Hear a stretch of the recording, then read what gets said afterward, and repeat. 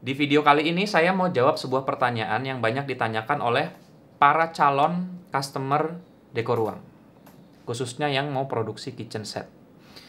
Jadi gini, belakangan, ya bukan belakangan sih, sudah dari dulu ya, ketika ada yang menghubungi kami, entah lewat YouTube atau website, mau bikin kitchen, kan harus disurvei ya. Misalnya gini, kring kring kring, halo Pak Dekor Ruang, saya mau bikin dapur di rumah saya, prosesnya gimana?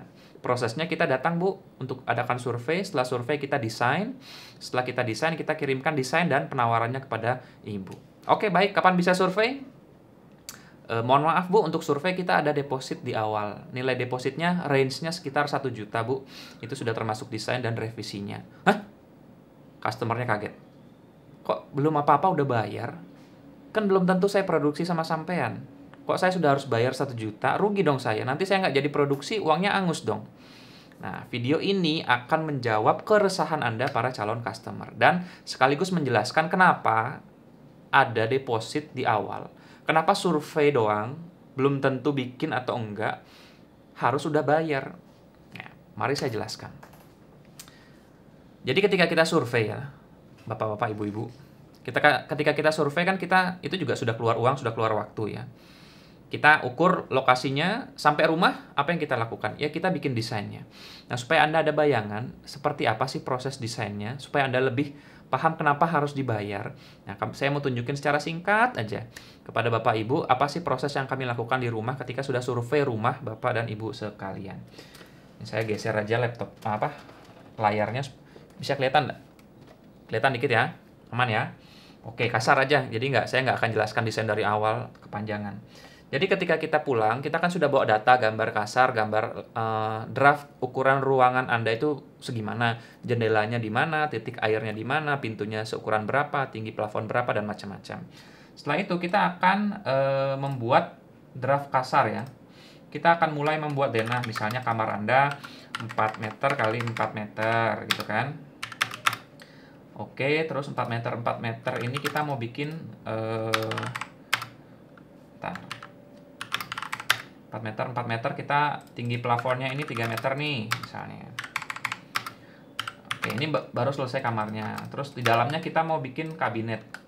Nah, ini kamarnya, kita akan atur-atur kabinetnya seperti apa sehingga jadi hasil final akhirnya itu seperti ini kira-kira. Nah, bisa kelihatan enggak? Ya. Jadi mulai kelihatan ini sudah final nih. Kabinetnya di mana, posisi-posisi partisi pintu, kok partisi lagi. Ya pokoknya desain lah. Desain akhirnya seperti ini. Ini udah selesai belum? Akan lewat software lain lagi. Meskipun beda orang beda sistem ya, tapi sistem di kami seperti ini. Habis itu bawa ke software lain untuk apa? Untuk ngasih material. Jadi ini kan pakai duko misalnya kabinetnya ya kita kasih duko. Mejanya pakai marmer ya kita kasih marmer. Di sini kita ada kompor, ada penghisap asap kita kasih di sini. Ada sinknya juga, ada kursinya, model handle-nya seperti apa, ya kan? Setelah ini namanya kita render, udah jadi render baru jadi gambar final. Nah, gambar final itu seperti ini. Ya, kelihatan ya, samar-samar nggak apa-apa. Nah, gambar final inilah yang akan kita kirimkan kepada customer tercinta. Jadi, gambar final tentu disertai penawaran. Tujuannya apa? Supaya customer tahu harga sekian dapatnya barang seperti ini. Sampai sini jelas, teman-teman? Jelas ya? Nah, sekarang pertanyaan saya. Proses kerja seperti ini, masa Anda minta kami kerjakan secara gratis? Kerja bakti dong namanya. Jadi, mulai dari survei sampai jadi desain gini kan makan waktu. Paling cepat 1 hari untuk mengerjakan semua ini ya. Dan untuk mengerjakan ini kami kuliah, kami belajar bertahun-tahun, sehingga desainnya bagus, aktual, sesuai kaidah-kaidah interior gitu kan. Terus kami kirimkan kepada Anda. Kalau ini gratis, terus Anda ternyata nggak jadi produksi sama kami dapat apa? Ya, nggak dapat apa-apa ya, alias song. Anda dapat apa? Anda dapat desain.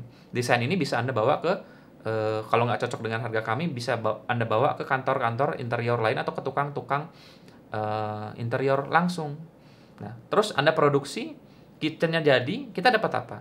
Kalau Anda nggak deposit ya kita nggak dapat apa-apa. Itu sebabnya setiap proyek kita minta deposit dulu. Ya, tujuannya adalah kami bisa mengerjakan ini dengan rasa aman juga.